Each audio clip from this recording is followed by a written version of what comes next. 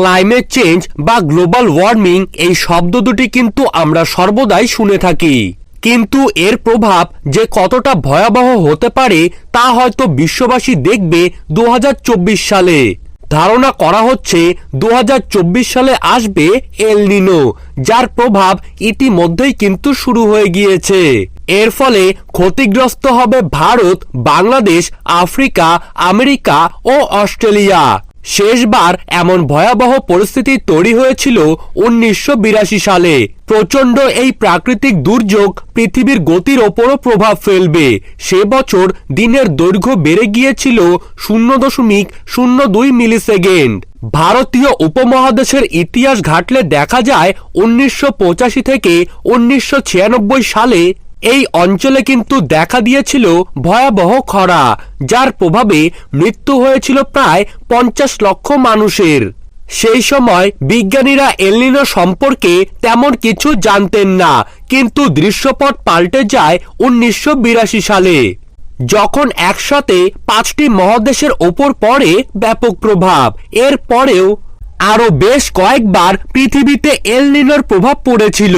তবে 2024 সালে আসছে এল নিনোর এক ভয়াবহ রূপ।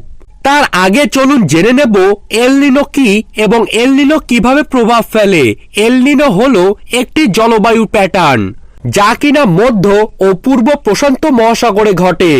এল নিনোর ফলে একটি অঞ্চলের সমুদ্রপৃষ্ঠের তাপমাত্রা তার স্বাভাবিকভাবে কিন্তু বাড়তে থাকে, যা সাধারণ বায়ুমণ্ডলীয় প্রক্রিয়াকে ব্যর্থ করে দেয়।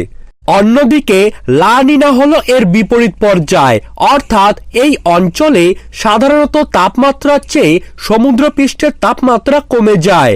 লা নিনার প্রভাব কিন্তু এল নিনোর মতোই, অর্থাৎ এক প্রান্তে খরা এবং অপর প্রান্তে অতিবৃষ্টি লক্ষ্য করা যায়। গত কয়েক মাস ধরেই গবেষকরা বুঝতে পেরেছিলেন যে প্রশান্ত মহাসাগরে আবারও আবির্ভাব ঘটেছে এল নিনোর, আর তা ধীরে ধীরে তীব্র হচ্ছে। বিজ্ঞানীরা ধারণা করেছেন 2024 সাল হবে পৃথিবীর ইতিহাসের সবচাইতে উষ্ণতম বছর। ভূপৃষ্ঠ উত্তপ্ত হয়ে যাবে আর দেখা যাবে অনাবৃষ্টি।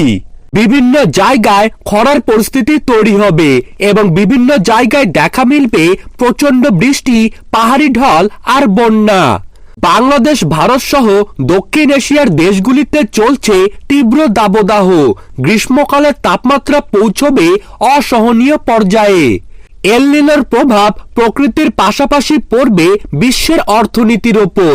1997 থেকে 1998 সালে এল নিনোর প্রভাবে পৃথিবী জুড়ে কিন্তু প্রায় $5.7 ট্রিলিয়ন ক্ষতি হয়েছিল।